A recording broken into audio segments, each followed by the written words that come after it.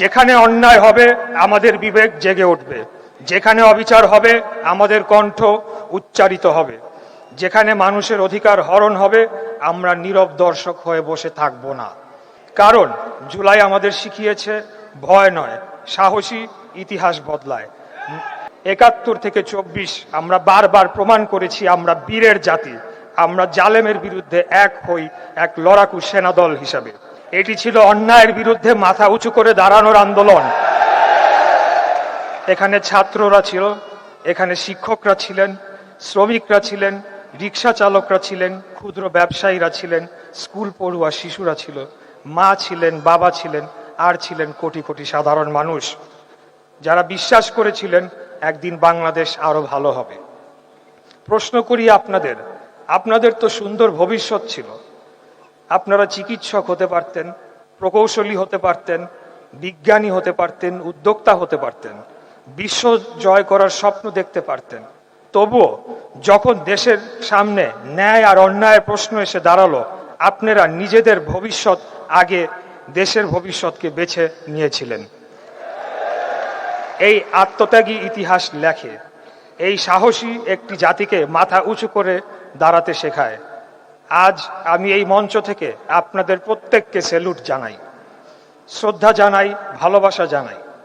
প্রিয় ভাই ও বোনেরা, আমরা যেন একটা বিষয় কখনো ভুলে না যাই, জুলাই শুধু অতীতের স্মৃতি নয়, জুলাই ভবিষ্যতের দায়িত্বও বটে।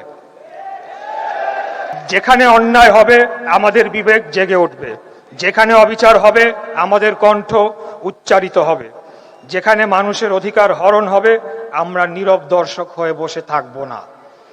কারণ জুলাই আমাদের শিখিয়েছে ভয় নয়, সাহসী ইতিহাস বদলায়।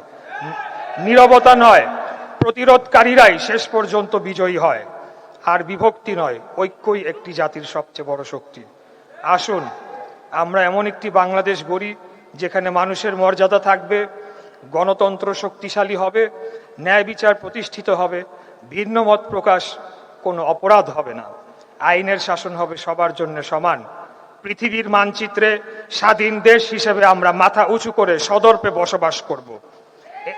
এই হোক আমাদের অঙ্গীকার, এই হোক জুলাইয়ের প্রতি আমাদের সত্যিকারের শ্রদ্ধা। আল্লাহ তাআলা আমাদের সবাইকে সত্য, ন্যায় এবং ইনসাফের পথে অটল থাকার তৌফিক দান করুন। ৭১ থেকে ২৪ আমরা বারবার প্রমাণ করেছি আমরা বীরের জাতি, আমরা জালেমের বিরুদ্ধে এক হই এক লড়াকু সেনাদল হিসাবে। কবি নজরুল ইসলামের বিদ্রোহী কবিতার একটি অংশ থেকে আমাদের আগামী দিনের অনুপ্রেরণা নিতে পারি আমরা।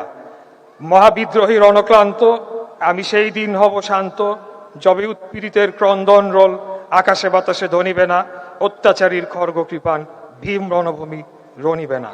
পরিশেষে আমাদের প্রাণপ্রিয় নেতা আজকের মাননীয় প্রধানমন্ত্রী দেয়া একটি স্লোগানের মাধ্যমে আপনাদেরকে এই সম্মেলনে স্বাগত জানাচ্ছি।